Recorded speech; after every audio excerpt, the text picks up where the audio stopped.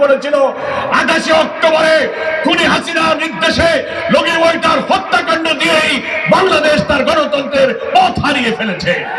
সেই থেকে এই 24 জুলাইয়ের গণ অভ্যুত্থান পর্যন্ত কত হাজার মানুষকে সে খুন করেছে, নিরপরাধ মানুষকে কারারুদ্ধ করেছে। দেশের বরেণ্য আলেম, ইসলামিক স্কলার, রাজনৈতিক নেতৃবৃন্দকে কারারুদ্ধ করে তারা হত্যা করেছে, আয়না ঘরে নিয়েছে, রিমান্ডে নিয়েছে। এই সাতক্ষীরার হাজার হাজার কর্মীকে কারাগারে রুদ্ধ করা হয়েছিল।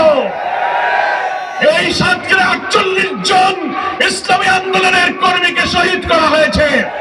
আলেম ওলামা, বাংলাদেশের সবচেয়ে নির্যাতিত জনপদ হলো সাতক্ষীরা।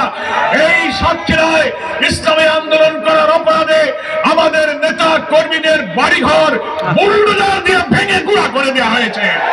দুনিয়ার কোন ইতিহাসে রাজনৈতিক প্রতিপক্ষকে দমন করার এই বর্বর নিষ্ঠুর নজির কোথাও খুঁজে পাওয়া যায় না।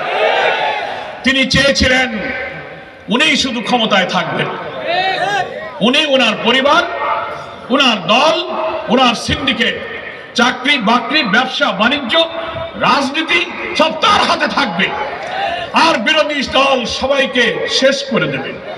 এটার নামই তো ফ্যাসিবাদ, কি বলেন ঠিক কিনা? এটার নামই হচ্ছে কর্তৃত্ববাদী শাসক। আমি যা বলবো সে কথাই শুনতে হবে, তোমাদের কোনো কথা হবে না।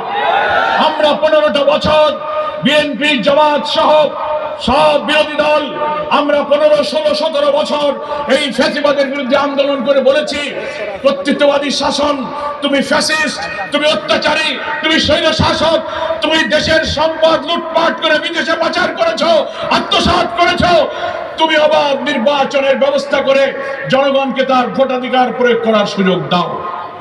তিনি ভাবলেন নির্বাচন যদি অবাধ এবং নিরপেক্ষ হয়, জনগণ যদি স্বাধীনভাবে ভোট দিতে পারে, তাহলে তিনি আর ক্ষমতায় আসতে পারবেন না।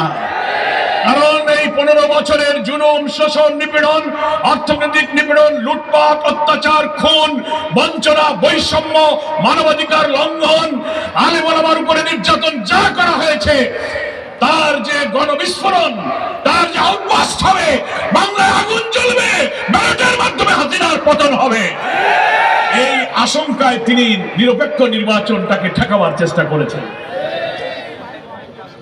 14, 18 আর 24 কি আপনারা কেউ ভোট দিতে যেতে পেরেছেন? ভোট দিতে সকালে জনগণ ভোটের দিকে যাচ্ছে, রাস্তায় আওয়ামী লীগ, যুবলীগ, পুলিশ লীগ, ছাত্রলীগ বাধা দিয়ে বলে বাড়ি চলে যাও, ভোট হয়ে গেছে।